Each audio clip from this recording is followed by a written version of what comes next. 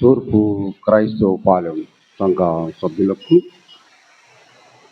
మరి ఈ యొక్క శబ్ద తరంగము ద్వారా వారి యొక్క గృహాల్లో మరి ఇంటూ వాక్యాన్ని వినడానికి మరి ఆసక్తి కనపరుస్తున్నటువంటి బిడ్డలకు ఇక్కడ చేరి వచ్చినటువంటి మీకందరికి కూడా ప్రభు యేసుక్రీస్తు నామమున శుభములు తెలియజేస్తున్నాను.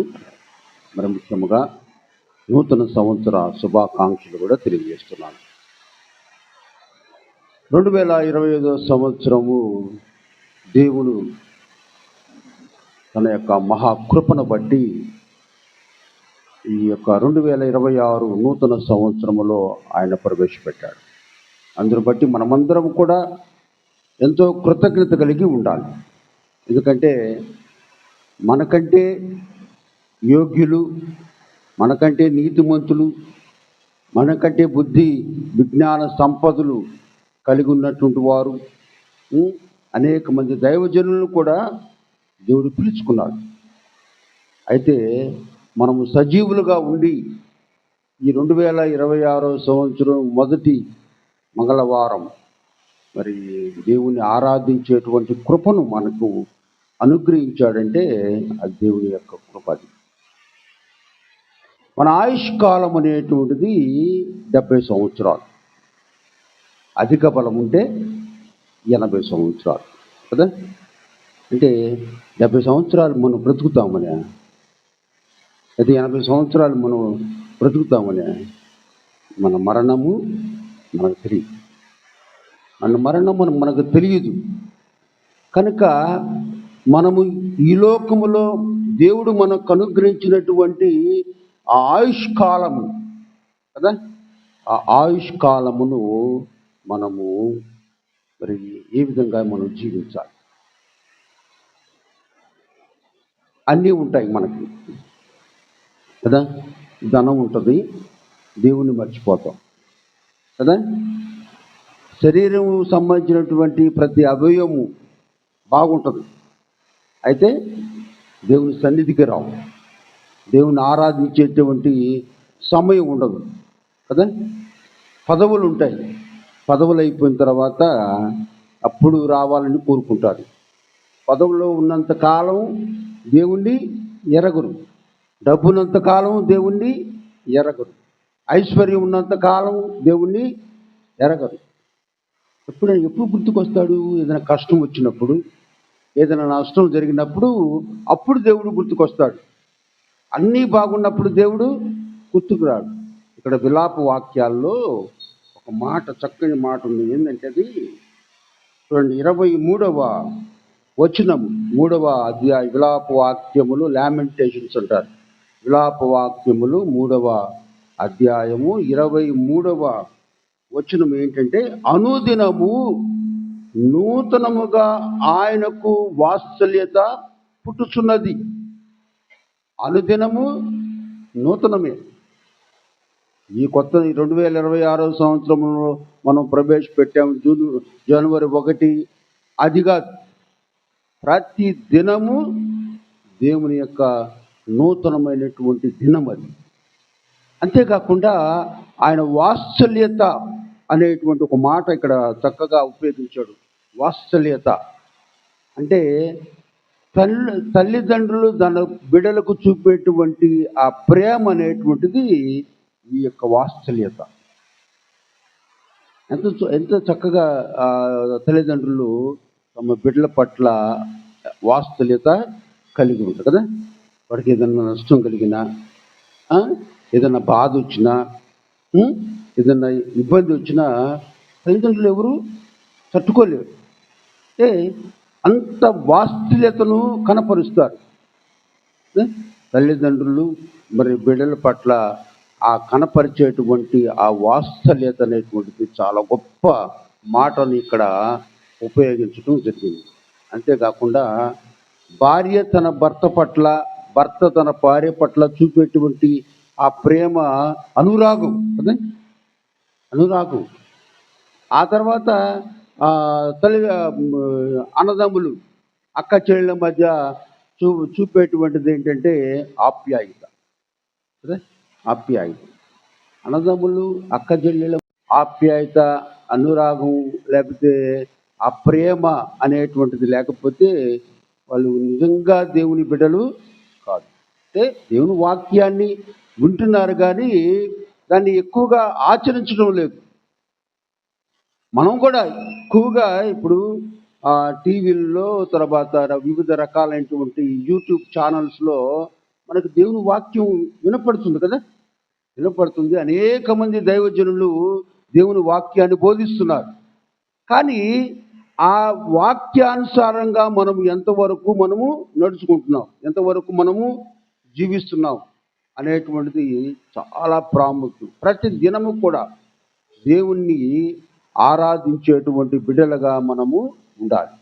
మరి 12 సంవత్సరాలు వయసు అప్పుడు దేవుడు యెరూషలేము దేవాలయానికి వెళ్ళి మరి ఆ వేద పండితులు, దైవ ధర్మశాస్త్ర వాక్యోపదేశకుల మధ్య ఆయన కూర్చున్నాడు. యేసేపు మరియమ్మ అసలు యేసుక్రీస్తు ఎక్కడికి వెళ్ళాడు అని అది గాబరా పడుతుంటే ఆయన ఎక్కడున్నాడు? దేవాలయంలో ఉన్నాడు. దేవాలయంలో ఆ ధర్మశాస్త్ర వాక్యోపదేశకులు, మంచి జ్ఞానము కలిగినటువంటి వారిని ఆ ప్రశ్నలు వేస్తున్నాడంట. ఆ ప్రశ్నలకు వాళ్ళు సమాధానం చెప్పలేకపోతున్నారంట. అంటే చిన్న వయసులోనే అంత జ్ఞానాన్ని ఆయన యేసుక్రీస్తు ప్రభు వారు కలిగి ఉన్నారు. మన బిడ్డలను కూడా చిన్న వయసులోనే మనము సరైనటువంటి పద్ధతిలో మనము నేర్పించాలి వాళ్ళకి. మరి ఒక దైవజనుడు చెప్తున్నాడు, మన బిడ్డలకి మనం ఏ స్థితిలో ఉన్నా కానీ మన బిడ్డలు ఉన్నతమైనటువంటి స్థితిలో ఉండటానికంటే వాళ్ళకి ఆ మెడలో వైట్ షర్ట్ వేసి స్టెతస్కోప్ పెట్టాలంట. అరే నువ్వు డాక్టర్ అవ్వాలి, నేను ఏ విధంగా జీవించాను, కానీ నువ్వు మాత్రం నాకంటే గొప్పవాడు అవ్వాలి.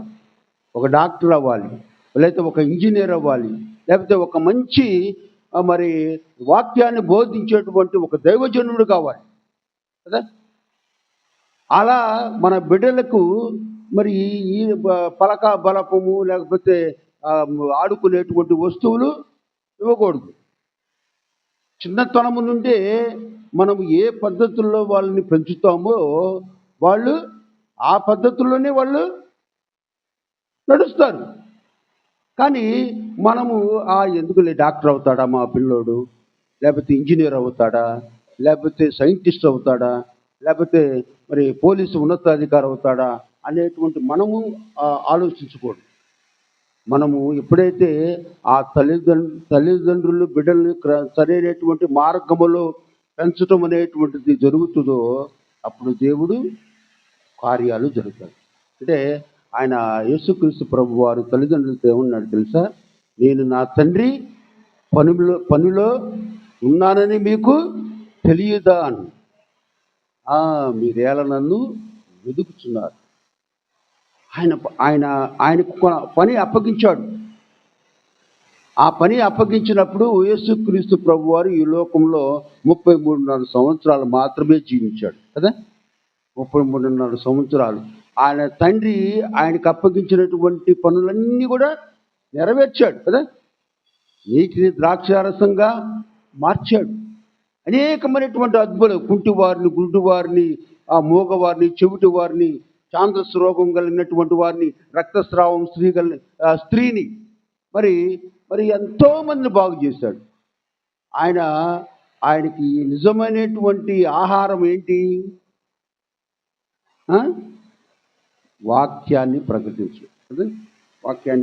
అక్కడ చూడండి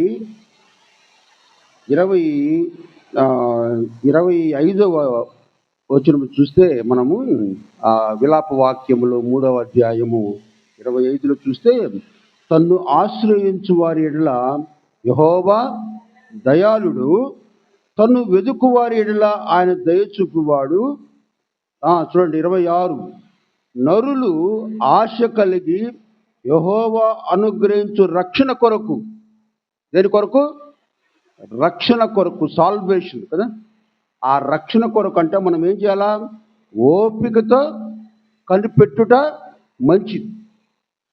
ఓపికతో మనము కనిపెట్టుకోవాలి. దేని కొరకు? ఆయన రక్షణ కొరకు. మరి ఆయన చిన్నతనము నుండే మరి ఎంతగానో భయంతో మరి జీవించాడు. చివరికి మరి అనేక రకాలైనటువంటి బాధలు, అవమానాలు కదా ఆయన అనుభవించాడు. సిలువకు అప్పగించబడ్డాడు. 3 దినాలు మరి ఆ 3 దినాల తర్వాత ఆయన సిలువ నుండి ఆ మరణము నుండి జయించాడు. మరణాన్ని జయించి లేచాడు, పునరుద్ధరణై వెళ్ళిపోయాడు. మళ్ళీ తిరిగి ఆయన వస్తాడు. ఆయన రెండో రాకడలో మనం ఆయన్ని చూస్తాము. కాబట్టి ఈ రెండవ రాకడనేటువంటి దాని గురించి మనము జాగ్రత్తగా పరిశీలన చేయాలి. ఆయన ఎప్పుడు వస్తాడో మనకి తెలియదు. కానీ చాలా ఛానల్స్లో కానీ దైవజనులు మరి చర్చెస్లో రెండవ రాకడ గురించి చాలా ఎక్కువగా చెప్తా ఉన్నారు. రెండవ రాకడ గురించి మనం సిద్ధపడాలి. ఎప్పుడు వస్తుందో మనకు తెలియదు. ఆయన రాకడ ఎట్టుకుంటే మరి కడబోర భోగగానే మనము ఉన్న పాటున ర్యాప్చర్ అయిపోతాం. ఉన్న పాటున మనం వెళ్ళిపోతాం. ఆ దినము అనేటువంటిది ఎవరైతే యేసు క్రీస్తులో ఉండి ఆయన రక్షణ అనుభవం అనేటువంటి దాన్ని పొందుతారో వారు మాత్రమే ఎత్తపడతారు. కాబట్టి ఆ దాని కొరకు మనం వాక్యం వింటున్నాము, ప్రార్థన చేస్తున్నాము. ఆ తర్వాత మంచిగా మనము ప్రతిదినము ప్రతి ఎక్కడికైనా వెళ్ళి మరి వాక్యాన్ని బోధిస్తున్నాము. ఆదివారం క్రమం తప్పకుండా చర్చికి వెళ్తాం, కానుకలు ఇస్తున్నాం, ఏదో విధంగా కొంతమంది సహాయం చేస్తున్నాం. అది కాదు. ఆయన రక్షణ అనేటువంటి మనం పొందాలంటే ఆయన మనం వెతకాలి కదా. ఆయన వెతికినప్పుడే ఆయనకు ఆ రక్షణ అంటే ఎలా వస్తుంది? ఆయనందు భయభక్తులు కలిగి మనం జీవించాలి.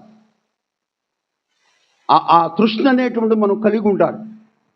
ఆయన కొరకు మనం వెతికేటువంటి ఆ తృష్ణ మనం కలిగి ఉన్నప్పుడు అప్పుడు మనం ప్రతి దినము కూడా మనం సంతోషంగా మనము జీవిస్తాం. అంటే ఒక కొత్త సంవత్సరంలో మనం ప్రవేశపెట్టాడు నూతన 2026 అనేటువంటిది కాకుండా ప్రతి దినం మనకు ఒక నూతనమైనటువంటి సంవత్సరముగా మనకి ఉంటుంది. కనుక ఈ నూతనమైనటువంటి సంవత్సరంలో మనము నూతనమైనటువంటి జన్మం అదే నికోదేముతో అంటాడు కదా. మరి బైబిల్లో చూడండి, యోహాను సువార్త 3వ అధ్యాయము 3వ వచనములో మరి నికోదేము అనేటువంటి పరిసయ్యుడు, ఆ పరిసయ్యుడితో అందుకు యేసు అతనితో, ఒకడు క్రొత్తగా జన్మించితేనే కానీ అతడు దేవుని రాజ్యములో ప్రవేశింపలేదు. ఆయన నిశ్చయముగా చెబుతున్నాను అన్నాడు. క్రొత్తగా జన్మించడం అంటే గతములో మనం ఏ అలవాట్లు, ఏ పద్ధతులు, ఎటువంటి క్రియలకు మనం పాల్పడ్డామో వాటన్నిటిని కూడా విడిచిపెట్టి నూతనమైనటువంటి ఆ స్వభావం మనలో కలిగి ఉన్నప్పుడు ఆ నూతన జన్మం అనేటువంటిది వస్తుంది. ఆ నికోదేము కూడా నూతన జన్మం అనేటువంటిది. ఆ తర్వాత మనం చూసినప్పుడు యోహాను సువార్త 3వ అధ్యాయం దాని కింద కూడా మనం చూసినప్పుడు అందుకు నికోదేము, ఆ ముసలివాడినైనా మనుషుడు ఎలాగూ జన్మించగలడు? రెండవ మారు తల్లి గర్భమందు ప్రవేశించి జన్మించగలడా అని ఆయన అడుగగా యేసు ప్రభు ఏమంటున్నాడు చూడండి, ఒకడు నీటి మూలముగాను ఆత్మ మూలముగాను జన్మించితేనే కానీ దేవుని రాజ్యములో ప్రవేశింపలేడని నీతో నిశ్చయముగా చెప్పుచున్నాను. ఆత్మ మూలంగా, నీటి మూలముగా అంటే బాప్తిస్మం కదా. ఆత్మ మూలముగా, నీటి మూలముగా మనము ఆత్మ సంబంధమైనటువంటి మాటలు విని దేవుణ్ణి సొంత రక్షకునిగా మనము అంగీకరించినప్పుడు మనము తీసుకునేటువంటి ఆ నీటి మూలముగా మనం బాప్తిస్మం తీసుకుంటాము. ఆ బాప్తిస్మం ద్వారా మనం ఎటువంటి తప్పులు చేయకుండా నూతనమైనటువంటి జన్మాన్ని మనకు అనుగ్రహిస్తాడు కదా. నూతనమైనటువంటి జన్మము అనేటువంటిది అనుగ్రహిస్తాడు. కాబట్టి నూతనమైనటువంటి ఆ జన్మలో ఉన్నటువంటి వారు ఇక్కడ మనం చూసినట్టయితే ఏబు గ్రంథం చూడండి. ఏబు గ్రంథము 14వ అధ్యాయము. ఏబు గ్రంథము 14వ అధ్యాయము 5-6 వచనాలమ్మా. నరుల ఆయుష్కాలము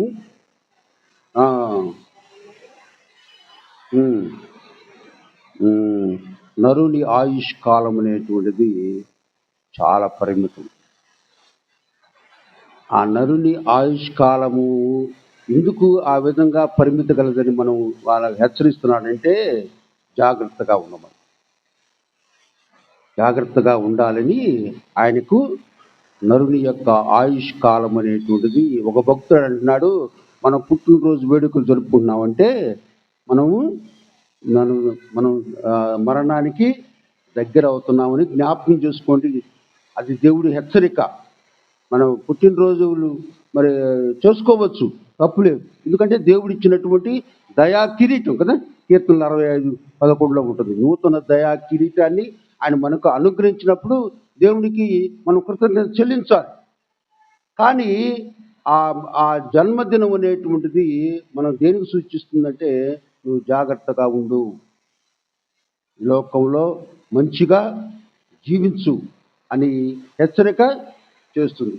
కాబట్టి యేసు క్రీస్తు ప్రభు వారు కూడా ఆయన కొన్ని కార్యాలు చేసి విశ్రాంతి తీసుకున్నట్టుగా మనము చూస్తాం. ఎందుకంటే నేను అనేకమైనటువంటి పనుల మీద ఉన్నానని మీకు తెలియదా? ఎందుకు నన్ను వెతుకుచున్నారు?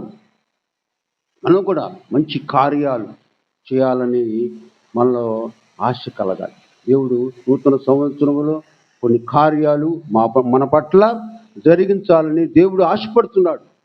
కాబట్టి మరి మీ ఎంత గృహాల్లో ఈ కుటుంబ ఆరాధన అనేటువంటి ఉంది. పిల్లలతో భర్తతో కలిసి కుటుంబంగా మరి ఆరాధించేటువంటి పరిస్థితి ఉంది. మరి ఈ నూతన సంవత్సరంలో ఒక నూతనమైనటువంటి తీర్మానం అనేటువంటి చేసుకొని మరి అంటే ఎవరైతే మనకు అందుబాటులో ఉంటారో బిడ్డలు, లేకపోతే వాళ్ళతో కుటుంబంతో కలిసి మరి ప్రార్థించేటువంటి ఆ పరిస్థితి అనేటువంటిది మనం కలిగి ఉండాలి. ఇప్పుడు వాగ్దానాలు తీసుకుంటారు మనం. ఆ వాగ్దానాల్లో ఏదో మనకు మంచి వాగ్దానమే వస్తుంది కదా, చెడ్డ వాగ్దానం రాదు, మంచి వాగ్దానం వస్తుంది. కానీ ఆ వాగ్దానం ద్వారా అలాగైనా మనం జీవిస్తున్నామా కదా? నిన్ను వలె నీ పొరుగు వారిని ప్రేమించమని వస్తుంది. ఆ విధంగా మనం జీవిస్తున్నామా? అనేక రకాలైనటువంటి వాగ్దానం అంటే ఆదికాండం 1వ అధ్యాయం నుండి మరి ప్రకటన 22వ అధ్యాయం వరకు అన్నీ కూడా మంచి వాగ్దానాలే కదా. అని ఏ వాగ్దానం అనేటువంటిది మంచిది కాదు అనేటువంటిది చెప్పడానికి లేదు. అయితే ఆ వాగ్దానం మనం తీసుకున్నాం, మంచిది, ఇక్కడ పెట్టారు వాగ్దానాలు. అయితే ఆ వాగ్దానం తీసుకున్నప్పుడు ఆ వాగ్దానుసారంగా మనము జీవించడానికి మనం అలవాటు చేసుకోవాలి. కాబట్టి యోబు గ్రంథంలో చాలా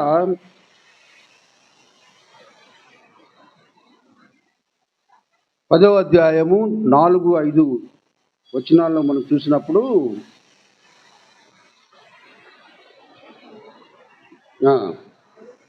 నీ నరులు ఆలోచించినట్లు నువ్వు ఆలోచించువా? నీ జీవిత కాలం నరుల జీవితం కాలం వంటిదా? నీ ఆయుష్ కాల సంవత్సరములు నరుల దినముల వంటివా అనేటువంటి ప్రశ్న ఇక్కడ వేయడం జరుగుతుంది. అంటే ఆయనకి ఇచ్చినటువంటి ఆయుష్ కాలం అనేటువంటిది చాలా తక్కువ అయినప్పుడు కూడా ఆయన ఏం చెప్పాడు? యెహోవా ఇచ్చెను, యెహోవా తీసుకొని పోయెను, యెహోవా నామమునకు స్తుతి కలుగును గాక అని చెప్పాడు. మరి ఆ విధంగా మనం చెప్పగలుగుతామా? సర్వస్వం కోల్పోయినా కానీ మరి యోబు వలె మనము యెహోవా ఇచ్చాడు, యెహోవానే తీసుకుని పోయాడనేటువంటి మాట చెప్పగలుగుతామా? చెప్పలేము. ఇప్పుడు ఈ సంవత్సరం మన పాలెంలో 2020 సంవత్సరంలో చాలామంది చనిపోయారు. యవన బిడ్డలు కూడా చనిపోయారు. పెళ్లి కానటువంటి యవన బిడ్డలు కూడా చనిపోయారు కదా. మరి దేవుడు మనల్ని సజీవులుగా ఈరోజు ఉంచాడు అంటే ఆయన ఉచితమైనటువంటి కృప. అందుకే నరుని యొక్క ఆయుష్ కాలము చాలా పరిమితమైనటువంటిది, అది జ్ఞాపకం చేసుకోవాలి. అంటే ఒక నూతనమైనటువంటి ఆ తీర్మానం ఏంటంటే నా ఆయుష్ కాలం చాలా పరిమిత కలది. ఎంతకాలం జీవిస్తుంటానో తెలియదు. మరి 80 సంవత్సరాలు జీవిస్తానా, లేకపోతే 100 సంవత్సరాలు జీవిస్తానా, ఎవ్వరు చెప్పలేరు. కాబట్టి మన దేవుడు ఇచ్చినటువంటి ఈ ఆయుష్ కాలం మనం ఏం చేయాలంటే దేవునికి నమ్మకమైనటువంటి బిడ్డలుగా మనము జీవించాలి కదా. నమ్మకమైనటువంటి బిడ్డలుగా మనం జీవించాలి. అంతేకాకుండా మనము దేవునికి ఇష్టలుగా మనము జీవించాలి, ఆయన త్రోవలో మనం నడవాలి అనేటువంటి 3 ముఖ్యమైనటువంటి మరి వాగ్దానాలు మరి చెప్పి నేను ముగిస్తాను క్లుప్తముగా. చూడండి, మనము యేసుక్రీస్తుని రక్షకునిగా అంగీకరించిన తర్వాత మన నూతన జన్మంలోనికి మనం రావాలంటే 3 ప్రాముఖ్యమైనటువంటి అంశాలు మనకి ఇక్కడ ప్రతి ఒక్కరూ కూడా తెలుసుకోవాల్సినటువంటి 3 విషయాలు ఈ నూతన సంవత్సరంలో 2026వ సంవత్సరంలో మనం నూతనముగా మనము జీవించడానికి కావలసినటువంటి 3 ముఖ్యమైనటువంటి విషయాలు నేను చెప్పి ముగిస్తాను. ఒకటి, దైవత్వం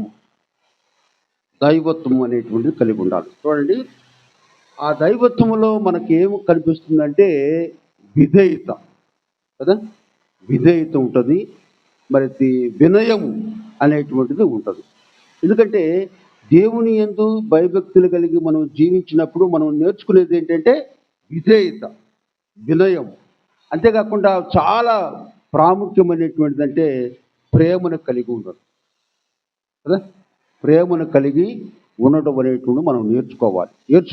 ఈ సంవత్సరం ఈ దైవత్వంలో మనకు పొందుపరిచేటువంటి 3 ప్రాముఖ్యమైనటువంటి విషయాల్లో మొదటిదిగా ఆ దైవత్వం అనేటువంటిది మనం కలిగి ఉన్నప్పుడు దేవుడు మనల్ని ఎంతగానో ఆశీర్వదిస్తాడు. అదేంటంటే చూడండి, యోహాను సువార్త 5వ అధ్యాయము 24వ వచనములు. యోహాను సువార్త 5వ అధ్యాయము 24. నా మాట విని నన్ను పంపిన వాని యందు విశ్వాసం ఉంచువాడు నిత్య జీవము కలవాడు, వాడు తీర్పులోనికి రాక మరణములో నుండి జీవములోనికి దాటి ఉన్నాడని మీతో నిశ్చయముగా చెప్పుచున్నాడు. ఎందుకంటే ఆయన మాటలు విని ఆయన విశ్వాసం ఉంచేటువంటి వాళ్ళు మరణములో నుండి జీవములోనికి దాటి వస్తారు. ఎందుకంటే ఎప్పుడైతే మనం దైవత్వాన్ని మనం కలిగి ఉంటామో అటువంటి విశ్వాసము మనలో ప్రాముఖ్యంగా మనం ఎప్పుడైతే మనం కలిగి ఉంటామో అటువంటి కృప, దైవత్వం అనేటువంటి మనం కలిగి ఉన్నప్పుడు మరి ఆయన యందు విశ్వాసం ఉంటాము. ఆయన విశ్వాసము ద్వారా మనకి నిత్య జీవం అనేటువంటి వస్తుంది. వాడు తీర్పులోనికి రాక మరణములో నుండి జీవములోనికి దాటి ఉంటాడు. కాబట్టి అటువంటి విధేయత మరి విశ్వాసం అనేటువంటిది మనము కలిగి ఉండాలి. ఆ తర్వాత రెండవది ఏంటంటే రక్షణ. ఈ రక్షణ అనేటువంటిది మనకు చూసినప్పుడు రోమా 6వ అధ్యాయము 4-5 వచనాల్లో మనము ఈ రక్షణ గురించి అక్కడ రోమా 6వ అధ్యాయము 4-5 వచనాలు. కాబట్టి తండ్రి మహిమ వలన క్రీస్తు మృతుల్లో నుండి ఎలాగూ లేపబడినో అలాగే మనమును నూతన జీవము, నూతన లైఫ్ అన్నమాట, నూతన జీవాన్ని మనము పొందిన వారమై నడుచుకున్నట్లు మనము బాప్తిస్మము వలన మరణములో పాలు పొందుటకై ఆయనతో కూడా పాతి పెట్టబడితిమి. మరియు ఆయన మరణము యొక్క సాదృశ్యమందు ఆయనతో ఐక్యము గల వారమైన ఎడల ఆయన పునరుద్ధానము యొక్క సాదృశ్యమందును ఆయనతో ఐక్యము గలవారమై ఉందము. ఏమనగా మనం ఇకను పాపమునకు దాసులము కాకుండుటకు పాప శరీరము నిరర్ధకమగునట్లు మన ప్రాచీన స్వభావమును ఆయనతో కూడా సిలువ వేయబడినని ఎరుగుదను. ఇక్కడ రెండు మాటలు, మనము నూతన జీవము, మరి ఆ తర్వాత ప్రాచీన స్వభావం. నూతన జీవాన్ని మనము కలిగి ఉండాలి. ప్రాచీన స్వభావాన్ని విడిచిపెట్టి నూతన స్వభావాన్ని మనము కలిగి ఉన్నప్పుడే మనకు ఆ రక్షణ అనేటువంటిది వస్తుంది. మూడవది ఏంటంటే నీతి న్యాయముగా, నీతిని అనుసరించి మనము నడుచుకునేటువంటి వారముగా మనము ఉండాలి. యోహాను సువార్త 5వ అధ్యాయము 29వ వచనము. యోహాను సువార్త 5వ అధ్యాయము 29. దీనికి ఆశ్చర్యపడకుడి, ఒక కాలము వచ్చుచున్నది, ఆ కాలములో సమాధులలో ఉన్న వారందరూ ఆయన శబ్దం విని మేలు చేసిన వారు జీవ పునరుత్థానమునకును, కీడు చేసిన వారు తీర్పు పునరుత్థానమునకు బయటికి వచ్చెదరు. అయితే ఇక్కడ రెండు పునరుత్థానాల గురించి చెప్పాడు. మనం ఎప్పుడైతే నీతిని అనుసరించి నడుచుకున్నప్పుడు మనకి ఏ పునరుద్ధానం అనేటువంటిది వస్తుందో ఇక్కడ చెప్పాడు. ఎందుకంటే ఒక కాలం అనేటువంటిది వస్తుందట. ఆ కాలంలో సమాధుల్లో ఉన్న వారందరూ ఆయన శబ్దం విని మేలు చేసిన వారు జీవ పునరుద్ధానమునకును, కీడు చేసిన వారు తీర్పు పునరుద్ధానమునకు బయటికి వస్తారు. ఇప్పుడు సమాధుల్లో ఉన్నటువంటి వారందరూ కూడా ఒక దినాన ఆయన శబ్దం విని బయటకు వస్తారు. అయితే తీర్పు అనేటువంటిది ఉంటుంది కదా. ఆ తీర్పు అంటే మనం జీవము కలిగేటువంటి ఆ తీర్పు మనం పొందాలి కదా. మేలు చేసినప్పుడు ఏమొస్తుంది? మనకి జీవ పునరుద్ధానం అనేటువంటిది వస్తుంది. నిత్యమైనటువంటి జీవ పునరుద్ధానము మనము మేలు చేసేటువంటి వారంగా మనకున్నప్పుడు ఖచ్చితంగా జీవ పునరుద్ధానం అనేటువంటిది. పునరుద్ధానం అంటే ఏంటి? తిరిగి లేపబట్టు కదా పునరుద్ధానం.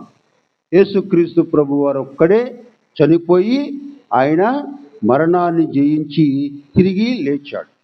అయితే మనం కూడా క్రీస్తులో ఉండి ఆయన నీతి న్యాయ విధులను మరి పాటించినప్పుడు మనము జీవ పునరుద్ధానంలోనికి మనము బయటికి వస్తాం.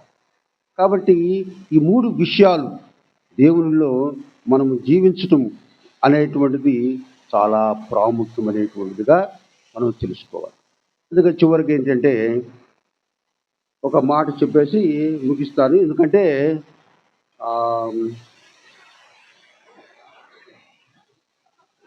లూకా సువార్త 2వ అధ్యాయము 49వ వచనం.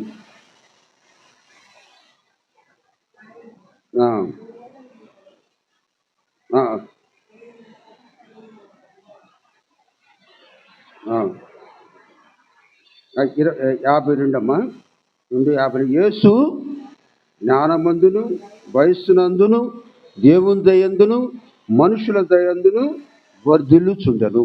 మనం కూడా కేవలం దేవుని దయందు మనుషుల దయందు మాత్రమే కాకుండా జ్ఞానమందు వయస్సునందు మనము వర్ధిల్లాలి. దేవుడు ఈ నూతన సంవత్సరంలో మరి ఆయన మనకు జ్ఞానము దయచేశాడు, తర్వాత ఆయుష్ అనుగ్రహించాడు. మరి మంచి శారీరకమైనటువంటి బలహీనతలు ఉన్నా కానీ మనకు స్వస్థత దేవుడు అనుగ్రహించాడు. కాబట్టి మనకు ఉన్నటువంటి ఆ పాత స్వభావం అనేటువంటి దాన్ని మార్చుకొని నూతన స్వభావంలోనికి, నూతన జన్మములోనికి మనం వచ్చినప్పుడు నూతన సంవత్సరం యొక్క ఆరాధనకు లేక నూతన సంవత్సరం యొక్క అనుసరించేటువంటి వాటికి మనము అర్హులంగా ఉంటాం మనం కదా. ఈ నూతన సంవత్సరంలో మనము ఏదైతే మనము చేయాలనుకున్నామో వాటిని మనము నెరవేర్చుండాలి. అంటే దేవుని వాక్యాన్ని వినటమే కాదు కదా, దేవుని వాక్యాన్ని వినటమే కాకుండా దేవుని వాక్యానుసారంగా మనము నడుచుకునేటువంటి వారముగా మనము ఈ నూతన సంవత్సరంలో ఒక మంచి తీర్మానం. ఈ తీర్మానం ఏంటంటే బిడ్డలతో కలిసి కుటుంబ ఆరాధనలో పాల్గొనడం కదా. మనం ప్రార్థన చేస్తున్నాం కదా. లేకపోతే ఏకాంత ప్రార్థన, ఒక్కళ్ళు ఉన్నా కానీ మనం ప్రార్థన చేసుకోవడం, దేవుని స్తుతించడం. మన గురించే కాదు, మనం ఏం చేయాలంటే మన ఇతరుల గురించి మనం ప్రార్థన చేయాలి. బలహీనుల గురించి ప్రార్థన చేయాలా, రోగుల గురించి ప్రార్థన చేయాలా, వితంతువుల గురించి ప్రార్థన చేయాలా, అనాథుల గురించి ప్రార్థన చేయాలా, మరి శరీర అవయవాలు సరిగా లేకుండా అంగవైకల్యంతో ఉండేటువంటి వారి గురించి మనము ప్రార్థన చేయాలి. మరి నూతన సంవత్సరంలో మనము ఈ యొక్క వీళ్ళకి జ్ఞాపకం చేసుకొని ఆ విధంగా మనము మరి ప్రార్థనలో ఉండాలి. ఉన్నప్పుడే దైవత్వం అనేటువంటి దాని ద్వారా మనకి మేలు కలుగుతుంది. ఆ తర్వాత రక్షణ అనేటువంటి దేవుడు మనకు అనుగ్రహిస్తాడు. ఆ తర్వాత నీతిని మనం అనుసరించేటువంటి బిడ్డలుగా మనము ఉండాలి. నూతన సంవత్సరంలో మీకందరికీ మంచి ఆయురారోగ్యాలు, ఐశ్వర్యము, దేవుని కృప అనేటువంటిది కలగాలని నేను మనస్ఫూర్తిగా కోరుకున్నాను. ఎందుకంటే చాలామంది రోగులుగా ఉన్నారు. ఎందుకంటే సరైనటువంటి మందులు తీసుకునేటువంటి పరిస్థితి లేదు చాలామందికి. ఆ రోగం ఎలా వచ్చింది? నిన్న ఒక ఇన్సిడెంట్ జరిగింది. 4th స్టేజ్లో మరి క్యాన్సర్ 4th స్టేజ్లో కనుక్కున్నారు. ఆమె ఆకలి కావట్లేదని చెప్తుందంట. రోజు ఆకలి కావట్లేదా అంటే ఏదో తిన్నదిలే అది ఇది అని చెప్పేసి వాళ్ళు ఏదో అనుకున్నారు, పెద్దగా పడుచుకోలేదు. ఇక 4 రోజులు అయిన తర్వాత అసలు ఆకలి తినకుండానే వామిటింగ్స్ అవుతున్నాయంటే, మోషన్స్ అవుతున్నాయంట ఫ్రీక్వెంట్గా. ఏమి తినకుండానే వామిటింగ్ అవుతున్నాయంట, మోషన్స్ అవుతున్నాయి. ఏంటి అసలు చూస్తే క్యాన్సర్, పేగు క్యాన్సర్, ఇంటెస్టైన్ క్యాన్సర్ అంటారు. అది దానికి చికిత్స లేదు. ఇక వాళ్ళు డాక్టర్లు ఒకటే చెప్పారండి, తీసుకెళ్ళండి 4 రోజులు 5 రోజులు అని చెప్పేసి చెప్పారు. అంటే మనకి వచ్చేటువంటి ఆ వ్యాధులు అనేటువంటి మనకు తెలియదు కదా. కానీ అనారోగ్య సమస్యలు ఉన్నప్పుడే దేవుణ్ణి మనం వెంబడించాలి కదా. కనుదృష్టి ఉన్నప్పుడే బైబిల్ చదివేటువంటి ఆ కనుదృష్టి మనకు ఉన్నప్పుడే బైబిల్ చదవడం కదా. ఆరోగ్యంగా ఉన్నప్పుడే దేవుణ్ణి ఆరాధించడం. అన్నీ అయిపోయిన తర్వాత దేవాదేవ అంటే దేవుడు కూడా క్షమించడు. నువ్వు చేసేటువంటి తప్పుల్ని దేవుడు క్షమించడు. అన్ని అవయవాలు బాగుండి దేవుని స్తుతించకుండా నిర్లక్ష్యం చేస్తున్నప్పుడు దేవుడు తప్పకుండా ఆయన కూడా నిర్లక్ష్యం చేస్తాడు.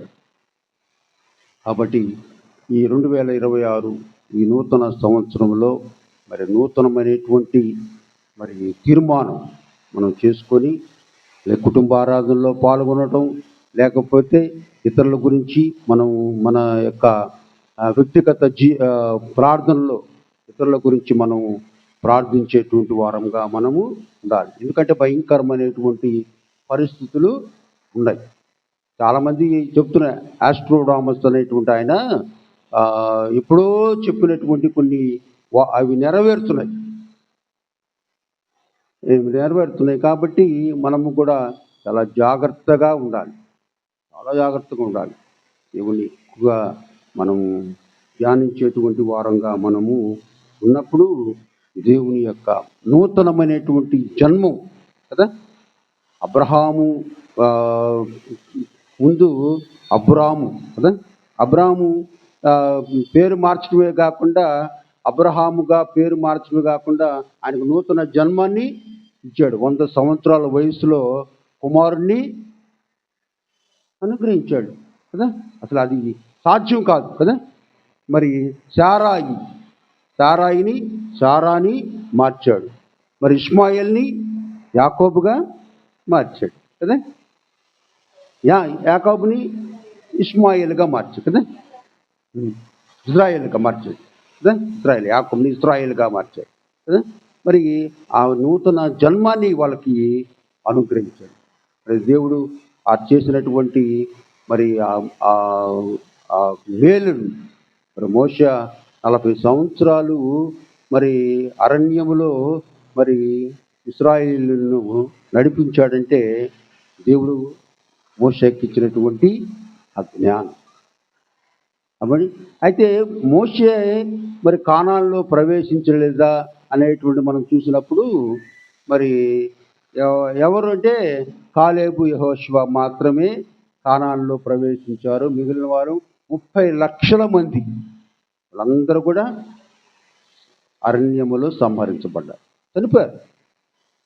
అయితే ఆ సమయంలో పుట్టినటువంటి వారు మాత్రమే కానాన్లో ప్రవేశించారు. చూడండి, అటువంటి పరిస్థితుల్లో మనం ఉన్నాము. ఇంకా దేవుని ఎరగకుండా మనం జీవిస్తుంటే మన మన బ్రతుకులు ఈ విధంగా మార్చుకోకుండా నూతన జన్మాన్ని మనము అనుగ్రహించకపోతే దేవుడు ఇటువంటి మేలును మనకి అనుగ్రహించడు అనేటువంటి విషయాన్ని తెలుసుకొని మనము 2026 సంవత్సరంలో మరి క్రమం తప్పకుండా దేవుణ్ణి మరి ఆరాధించేటువంటి మరి కొంతమంది ముందుగా వచ్చారు. మరి చలి తీవ్రతగా ఉన్న దాన్ని బట్టి కొంతమంది రాలేకపోయారు కదా.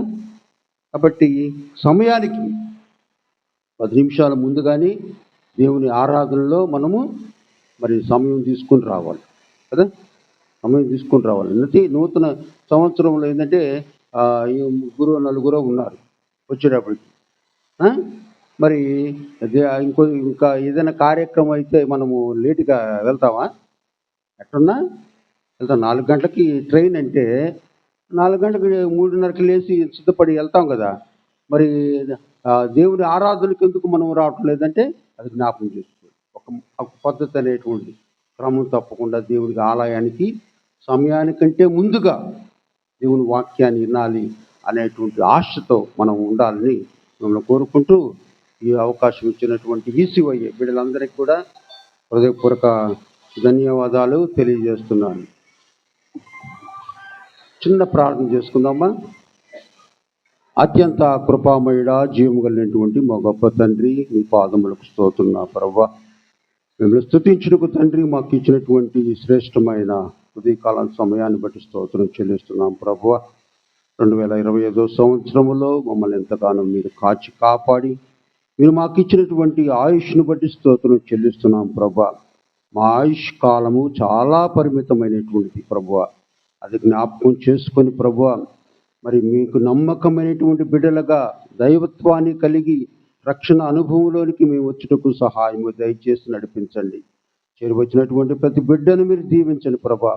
ఎన్నో సమస్యలు ఉన్నాయి ప్రభా, ఆ సమస్యలను తీర్చండి ప్రభా తండ్రి. మీరు అడుగు వాటికన్నిటికంటే, ఊహించు వాటికంటే అన్నిటికంటే మీకు అత్యధికమైనటువంటి మేళ్లను అనుగ్రహిస్తానన్నటువంటి దేవా, మీ యొక్క మాటలను బట్టి మేము స్తోత్రం చెల్లిస్తున్నాం తండ్రి. మీరు తండ్రి మా పట్ల మీరు చేసినటువంటి ప్రతి మేలును బట్టి కూడా స్తోత్రం చెల్లిస్తున్నాం.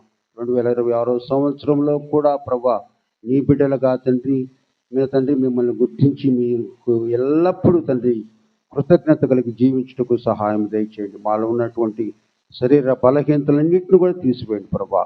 మంచి ఆరోగ్యమును శక్తిని దయచేసి మీ సేవ కొరకు మేము వినియోగించుకునేటువంటి కృపను మాకు అనుగ్రహించి నడిపించమని మరొకసారి తండ్రి, వ్యాధి బాధలతో రోగ పడకల్లో ఉన్నటువంటి ప్రతి బిడ్డను తండ్రి ముట్టి స్వస్థతతో అనుగ్రహించి నడిపించిన ప్రభా తండ్రి. మీ గాయపడినటువంటి హస్తము చేత తండ్రి ప్రతి ఒక్కరిని ముట్టండి ప్రభా తండ్రి. వారికి ఉన్నటువంటి ప్రతి సమస్యను తీసివేసి తండ్రి మంచి ఆరోగ్యమును స్వస్థత అనుగ్రహించి నడిపించమని మరి నూతన సంవత్సరంలో నూతనమైనటువంటి మరి తీర్మానముతో తండ్రి మేమందరం కూడా ముందుకు సాగునట్లు సహాయం దయచేసి నడిపించమని ఈ కొద్ది విన్నపములు క్రీస్తు వారి అతి శ్రేష్టమైన నామమున మిక్కిలి వినముగా ప్రార్థించి వేడుకొనుచున్నాము తండ్రి. ఆమేన్.